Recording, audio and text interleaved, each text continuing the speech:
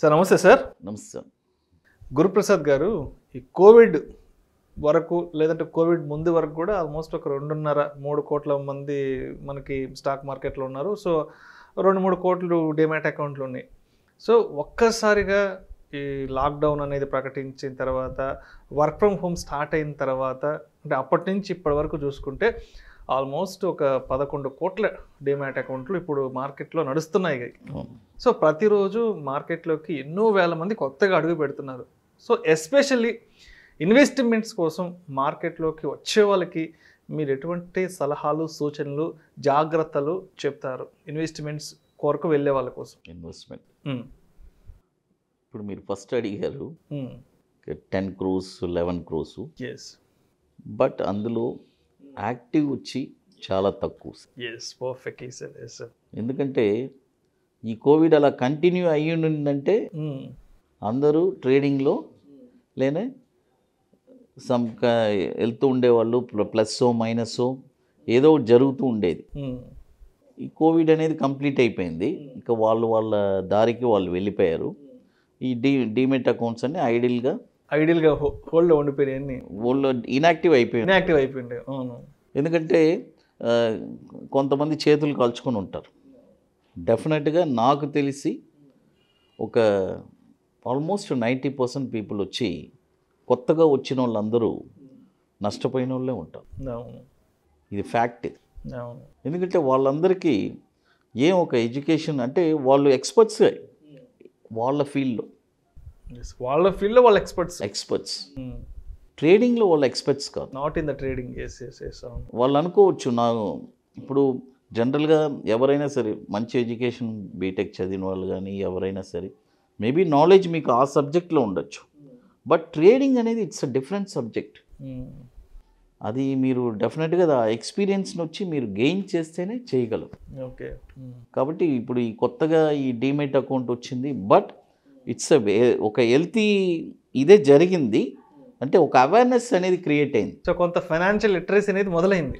100%. ఎందుకంటే జనరల్గా చాలా తక్కువ ఉండేది డీమెట్ అకౌంట్ ఓపెన్ చేయడం, వాళ్ళని ఎవరో చెప్పారు ఫోర్స్తో ఓపెన్ చేయడం అలా ఉంటుంది. ఇప్పుడు వీళ్ళే ఓపెన్ చేశారు, బట్ ఇన్వెస్ట్మెంట్ ఏంటి అనేది తెలుసుకున్నారు వాళ్ళు. ఒక డీమెట్ ఓపెన్ చేసిన తర్వాత నెక్స్ట్ స్టెప్ ఏంటి, వాళ్ళకి కొన్ని బాధ్యతలు ఉంటాయి, వాళ్ళు చూస్తూ ఉంటారు. నెక్స్ట్ ఇప్పుడు చూడండి, రీసెంట్గా మన జున్జున్వాలా గారు కాలం అయ్యారు. ఆయన స్టోరీ ఇప్పుడు చాలామంది యంగర్ జనరేషన్స్కి అందరికీ తెలిసింది. అవును సార్. అప్పుడు ఆయన ఒక ఇన్స్పిరేషన్ కదా. ఆయన వచ్చి చూడండి, చాలా లిటిల్ అమౌంట్ పెట్టి ఈరోజు కొన్ని వేల కోట్లు సంపద ఉంది. అంటే దేనివల్ల?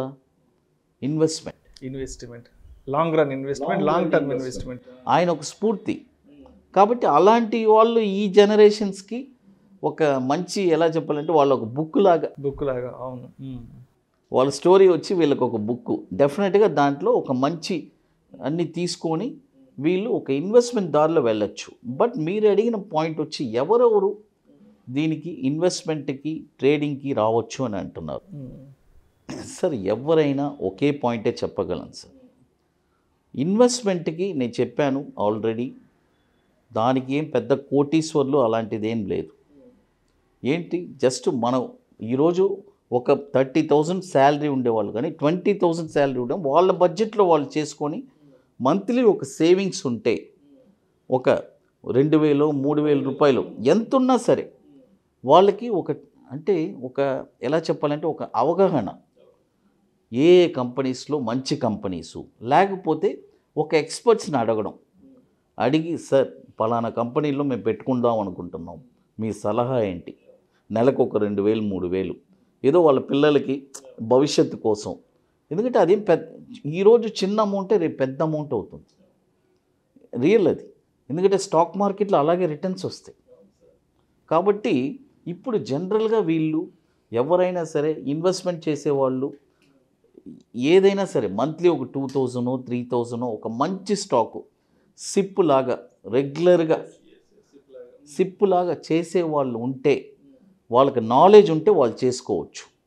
అట్లా లేదా నాకు ఏ నాలెడ్జ్ లేదండి అంటే ఇక వాళ్ళ అకౌంట్ని మ్యూచువల్ ఫండ్స్ వాళ్ళకి హ్యాండ్ ఓవర్ చేయడమే. అది ఒక బెస్ట్ పని అండి. ఎందుకంటే మన కోసం వాళ్ళు వర్క్ చేస్తారు, మనం పని చేయాల్సిన పని లేదు. చక్కగా ఒక మంచి మ్యూచువల్ ఫండ్స్ని కనుక్కొని, ఎంతోమంది ఎక్స్పర్ట్స్ ఉన్నారు, ఫైనాన్షియల్ ప్లానర్స్ ఉన్నారు, సర్టిఫైడ్ ఫైనాన్షియల్ ప్లానర్స్ ఉన్నారు, వాళ్ళని అడగండి. అడిగి తెలుసుకొని ఏ మ్యూచువల్ ఫండ్, ఏ ఫండ్ మంచి పర్ఫామ్ చేస్తుంది, ఏ ఈక్విటీ ఫండు, మిడ్ క్యాప్ ఫండా, ఏది బ్లూ చిప్సా, ఎన్నో ఉన్నాయి. కనుక్కొని మన భారాన్ని తీసి వాళ్ళని ఎత్తిన పెడుతున్నాం అంతే. ఇక వాళ్ళు ఏం చేస్తారనేది వాళ్ళ ఇష్టం. వాళ్ళు కూడా వారంటీలు ఇవ్వరు, మొత్తం సంతకాలు పెట్టుకుంటారు. జీరో అయినా కూడా మమ్మల్ని అడగకూడదు. ఎందుకంటే ఎవరు ఈ రోజుల్లో గ్యారంటీ ఇస్తారండి? అది కూడా అంటే మ్యూచువల్ ఫండ్స్ కూడా మార్కెట్ ఒడిదొడుకులకి లోబడే ఉంటుంది. అది కూడా అవును సార్. జనరల్గా కొంతమంది అడుగుతారు స్టాక్ మార్కెట్లో, సార్ మీరు మాకు గ్యారంటీ ఇస్తారా, 100% గ్యారంటీగా డబ్బులు వస్తాయా సార్, మీరు చెప్పగలరా అని అంటారు. వచ్చినా కూడా ఎవరు 100% గ్యారంటీ ఇవ్వరండి. ఎందుకంటే ఇది వచ్చి హైలీ స్పెక్యులేషన్. రాత్రి ఏదైనా బ్యాడ్ న్యూస్ వచ్చిందంటే, మార్కెట్ మీద పడిందంటే కొలాప్స్. ఆ రోజు ఎవరు గ్యారంటీ, ఎవరు వారంటీ? ఇక్కడ ఎక్కడో ఏదో యుద్ధం జరగబోతుందని ఎవరు చెప్పలేరు, ఎక్కడో ఏదో కొత్త వింత వ్యాధి రాబోతుందని ఎవరు ప్రెడిక్ట్ చేయలేరు. అసలు న్యూస్ని కూడా మనం చూసాం కదా. కోవిడ్ టైంలో మార్కెట్ 12,500 నుంచి 7,500 వచ్చింది, ఇమ్మీడియట్గా పడిపోయింది కదా. మొన్న మార్చిలో కూడా మళ్ళీ రష్యా ఉక్రెయిన్ వారు, అది ఎవరైనా అనుకున్నామా? ఎవ్వరు ఏమనుకోలేదు. కాబట్టి ఇక్కడ మనంగా చూసి మంచిది ఏదో ఒకటి సెలెక్ట్ చేయగలం. ఫస్ట్ అసలు మార్కెట్ని అర్థం చేసుకోవాలి. అంతే. ఎట్లాంటి న్యూస్లకి మార్కెట్ ఎలా రియాక్ట్ అవుతుంది అనేది ఫస్ట్ అర్థం చేసుకోగలిగితే 100% ఉంటుంది. ఫస్ట్ అవగాహన అనేది మనకు ఉండాలి, తెలుసుకోవాలి. ఆ తర్వాత మీరు అన్నారు ట్రేడర్స్ వచ్చి పెద్ద తలపోటు సార్. ఈ ట్రేడింగ్లో రియల్గా నన్ను అడిగితే దయచేసి ట్రేడింగ్లో మీరు వితౌట్ ట్రైనింగ్ రాబాకండి అంట. అది మీరు 100 మంది దగ్గర ట్రైనింగ్ తీసుకోండి అంటున్నా. అది అతనికి మీరు 100 మంది దగ్గర ట్రైనింగ్ తీసుకొని ఒక నిర్ణయం తీసుకోండి అంటాను. ఎందుకంటే నేను ఆ మాట అంటున్నాను, మీకు ఏది సూటబుల్లో అప్పుడే మీకు తెలుస్తుంది. మీరు ట్రైనింగ్ తీసుకొని ఇమ్మీడియట్గా ట్రేడింగ్ కూడా చేయకూడదు సార్. చాలా ఇంపార్టెంట్. ప్రాక్టీస్ చేయాలి. రియల్గా డబ్బు వస్తుందా, ఒక 1 year వాళ్ళు చెప్పింది. ఎందుకంటే నా వరకు నేనేం చెప్తానంటే, మీరు ఒక ట్రైనర్ దగ్గరికి వెళ్తున్నారు, నేర్చుకుంటున్నారు, మీరు జస్ట్ ఒక 1 year ఆ ట్రైనర్ ఏం చెప్పారో ఫస్ట్ వినండి, ప్రాక్టీస్ చేయండి. పేపర్ వర్క్ 1 year చేయండి, డబ్బు పెట్టి చేయబాకండి. అవును. ఎందుకంటున్నానంటే ఆ 1 year మీ ఫౌండేషన్. ఆ తర్వాత మీరు కొన్ని సంవత్సరాలు ట్రేడింగ్లో ఎక్స్పర్ట్గా ఉంటారు. ఇదే ట్రేడింగ్ చేసే వాళ్ళకి నేను చెప్పేది, ఇమ్మీడియట్గా ట్రేడింగ్లో దూకబాకండి. Training even though after trading you should not do.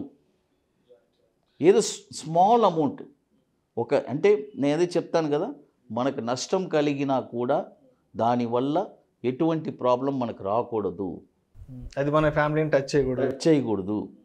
అలాంటి ఒక సిచ్యువేషన్స్ ఉంటే మీకు ఓకే అని అనిపిస్తే అప్పుడు అమౌంట్ వేసి దాంట్లో ప్రాక్టీస్ చేయండి. Thank you sir. Thank you so much Guruprasad గారు. మార్కెట్లోకి రోజు కొత్తగా ఎంతోమంది వస్తున్నారు.